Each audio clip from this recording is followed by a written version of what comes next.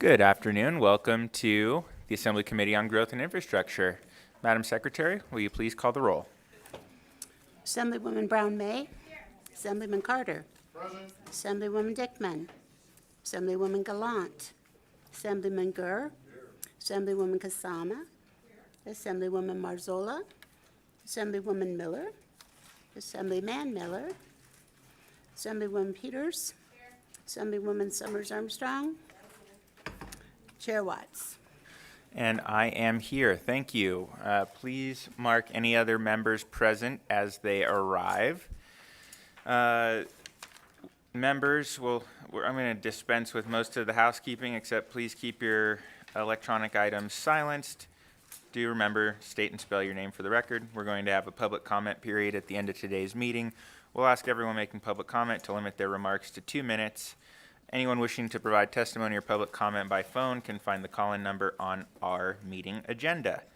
With that, we have one bill hearing on our agenda today, and that's Senate Bill 107. So without further ado, I'll open the hearing on SB 107, which establishes provisions relating to contractors performing work on a highway. Welcome back, Senator Daly. Thank you, Mr. Chair, members of the committee. My name is Skip Daly, representing Senate District 13 for the record. Senate Bill 107, when I got the word today, you were going to hear it in between. I didn't bother to call anybody. There's a few people here in support, but if they take longer than a minute, gavel them down. Anyway, real quick. Thank you, Senator. I appreciate you just skipping straight to the heart of the issue. I got to get back to committee myself. So the main portion of the bill is all in Section 1. You can see the subsections. We went through a couple of iterations and various things on the Senate side to get this where we want it to be. We addressed the fiscal issues. We addressed as many issues as we could from the Department of Public Safety. But essentially, we'll be able to use a surplus highway patrol car through a program where DOT, because DOT actually owns the vehicles are bought out of the highway fund now, so when they get timed out, they revert back to DOT. DOT will establish a permitting process for contractors to use them on the highway, and DOT will determine which ones are eligible, et cetera. If they do approve it, as you can see in the bill, they can only be done after the contractor, whoever is awarded the job, has requested a live officer if available. If that's not available, then DOT can make this available.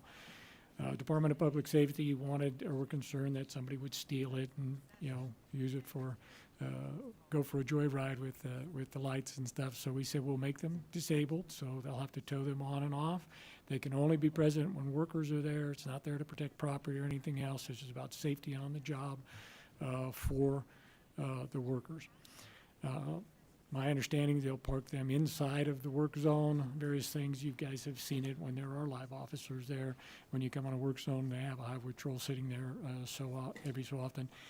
It is effective. I know, having represented people that work out on the highway, and they tell me, and they're out there all the time, you have the yellow lights, nobody pays attention. You see the red and the blue lights, people will slow down. They'll actually notice that. They'll start to be more attentive as they approach these work zones, and that's what we want. Other people say, no, I know they're busy, so they're not after me, and I speed up. That doesn't really happen, right? People do slow down. They do notice. They'll put their phone down if they see the lights and go from there. I don't think there's much more from that. The other sections, if there's any questions, happy to answer them. Clark County did come and ask on behalf of, Washoe County came on behalf of all the counties and wanted to add in the Office of the Coroners for medical examiners to be able to go into the dead lane or the shoulder of the road in order to have that access to get to these sites sooner if there's an accident and get it cleared up sooner. They didn't have that authority before, and this bill was a friendly amendment to add that in. With that, I'm happy to answer any questions. Thank you very much, Senator. We'll open it up for questions. I believe we'll start with Assemblywoman Kasama. Thank you, Chair. Thank you for bringing this bill. So I just wanted to clarify 2 things. So this is basically an empty police car that is sitting there with the lights on to help with safety during a construction job.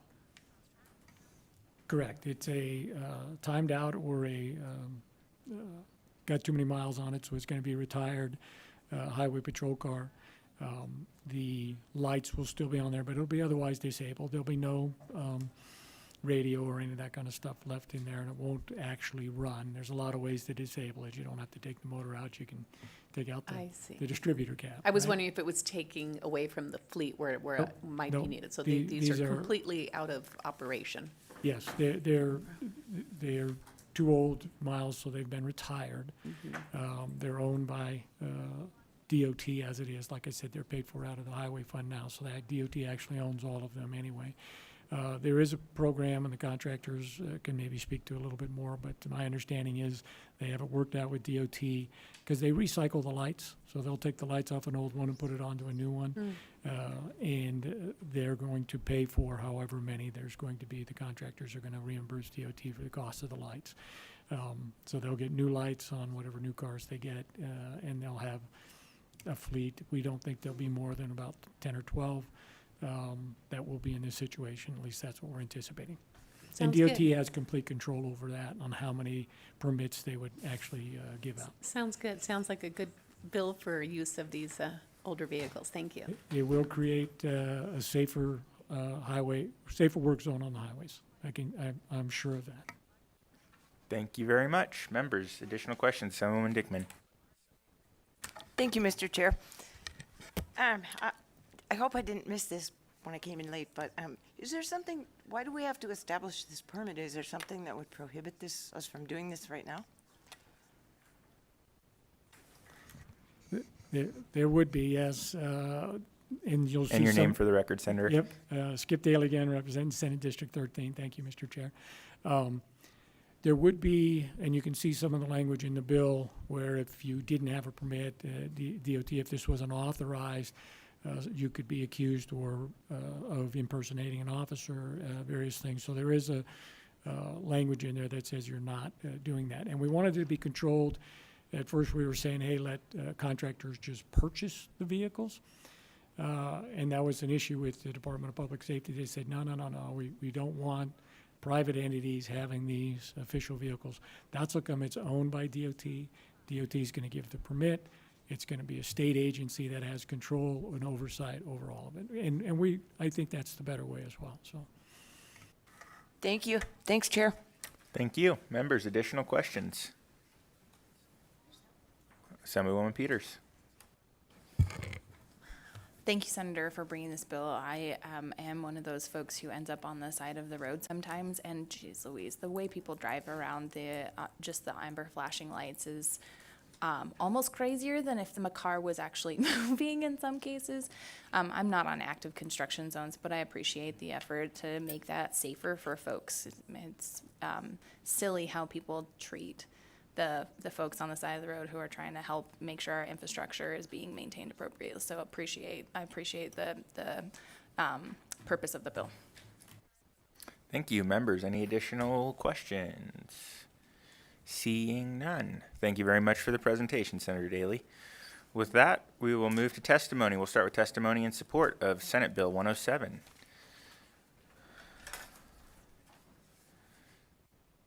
Ms. Monorex, go ahead whenever you're ready. Thank you, Mr. Chairman. Alexis Motorex with the Nevada Chapter Associated General Contractors, representing the commercial construction industry in northern Nevada. And I want to first start by thanking Senator Daly for introducing this bill at our request. I would be happy to answer any questions, but in an effort to keep it to a minute, per the earlier threat. In 2023, 55% of highway contractors report that motor vehicles had crashed into their construction work zones during the past year, putting motorists and workers at risk, according to the results of a new highway work zones study conducted by the Associated General Contractors of America and HCSS, and it was released last week. What we're simply trying to do is lower that number by making our work zones safer for both our crews and the driving public. Thank you very much. Good Good afternoon, Mr. Chairman, members of the committee. For the record, Cadence Matievich representing Washoe County. We are here in support of the bill, particularly Section 2. Appreciate the senator allowing us to add this amendment in there. This committee passed a bill earlier this session to allow emergency vehicles to drive on the shoulder in certain conditions. And that bill did include corners, but we need to be designated as an emergency vehicle in order to use those provisions and get the correct permit. So we would appreciate your support. Thank you. Thank you very much. Andy Donahue, Labor Employers Cooperation and Education Trust. Very pleased to be supporting this safety measure. Thank you. Thank you. Thank you, members. Chair and members, Glenn Levitt with the Nevada Contractors Association. We're also in support of this bill. Thank you. Thank you. Good afternoon. I'm Brandon Carlson. I'm the Regional Safety Manager with Granite Construction Company. Just to humanize this a little bit, we deal with this almost on a daily basis. To this lady's point in the back, it's very, very real when you have cars, accidents that happen all the time that crash into our work zones and affect our employees' lives. So, and usually when these things happen, it's a life or death situation, and a lot of times we get lucky.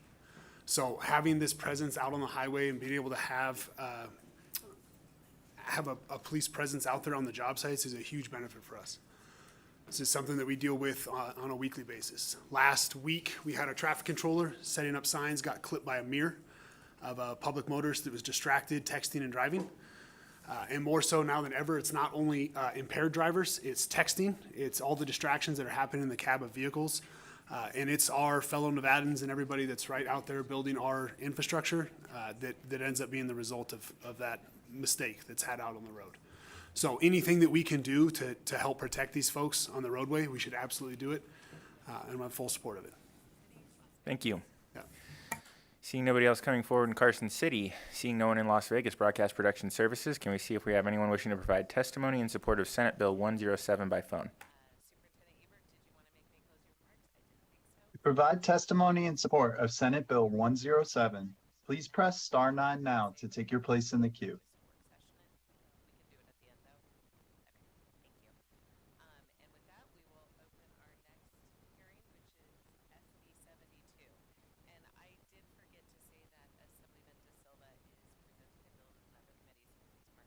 Caller with the last 3 digits 317, you are unmuted and may begin. Hello, this is Michael Oakes. I'm the Corporate Safety Director for Q&D Construction in Reno, Nevada.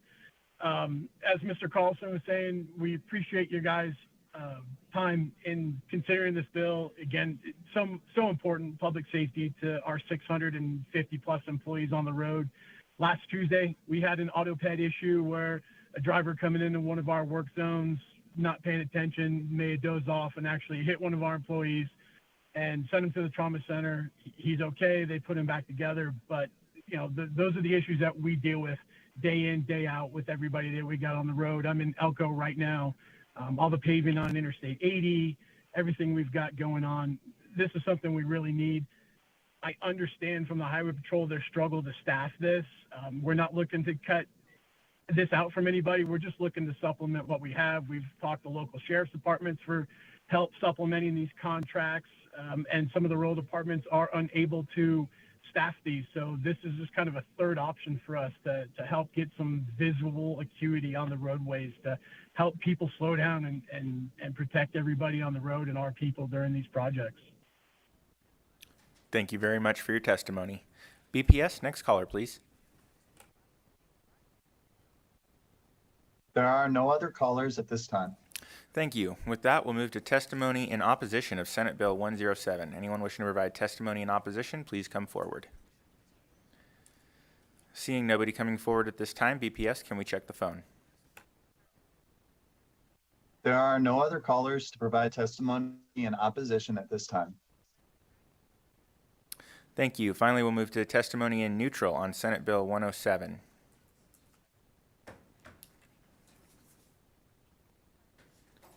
Whenever you're ready, please proceed. Good morning, Chair Watts and members of the committee. My name is Lieutenant Beth Schmidt, and I represent the Las Vegas Metropolitan Police Department. We appreciate Senator Daley, and we appreciate being part of the stakeholder discussions, and Las Vegas Metro is in neutral. Thank you very much. Seeing nobody else coming forward in neutral at this time, BPS, can we check the phones? There are no other callers to provide testimony in neutral at this time. Thank you. Senator, any closing remarks?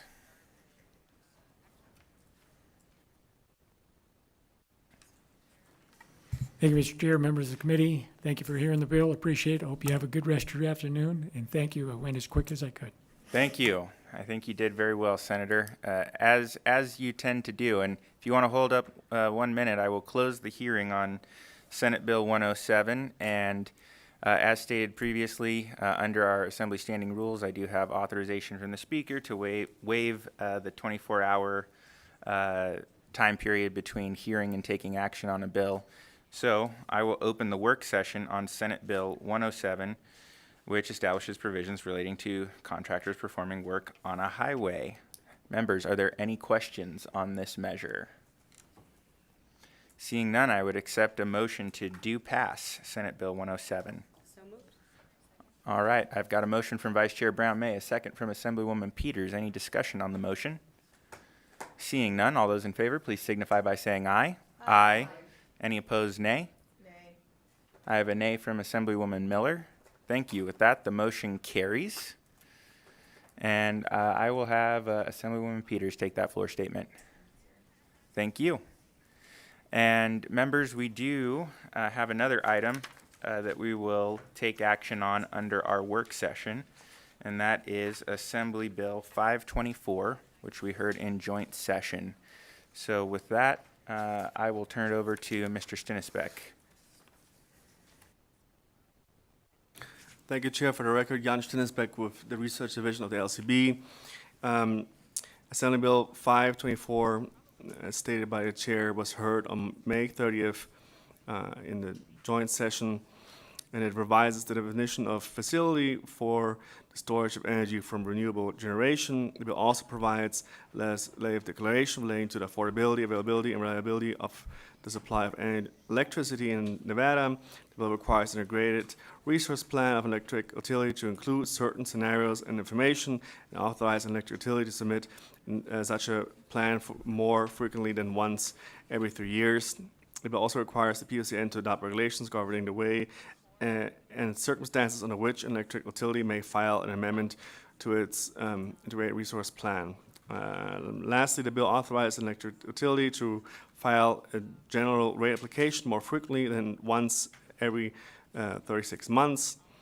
There is one proposed conceptual amendment to the bill by Assemblyman Watts, which provides information that must be provided with respect to each scenario included in the integrated resource plan of an electric utility, and the language for the conceptual amendment is on the backside of the work session document, which should be in front of you. Thank you, Chair. Thank you, Mr. Stinisbeck. Before I open it up, I just want to note that of that conceptual amendment that was provided at the joint hearing, in further conversations, will not be moving forward with item number 2 in that conceptual amendment. So it would only be item number 1 and the clarifying language there, and item number 3. So with that, members, are there any questions on this measure? Seeing none, I would accept a motion to amend and do pass Assembly Bill 524. So moved. All right. I have a motion from Assemblywoman Brown-May. I will take the second from Assemblywoman Dickman. Any discussion on the motion? Seeing none, all those in favor, please signify by saying aye. Aye. Any opposed, nay? Motion carries unanimously. And I'll take the floor statement. Members, that brings us to the last item on our agenda today, which is public comment. If there's anyone wishing to provide public comment, please come forward. Seeing nobody at this time. BPS, do we have anyone wishing to make public comment by phone? The public line is open and working, but there are no callers at this time. Thank you very much. That concludes all of our business at this time. We may be together again. Who knows? But until then, we are adjourned.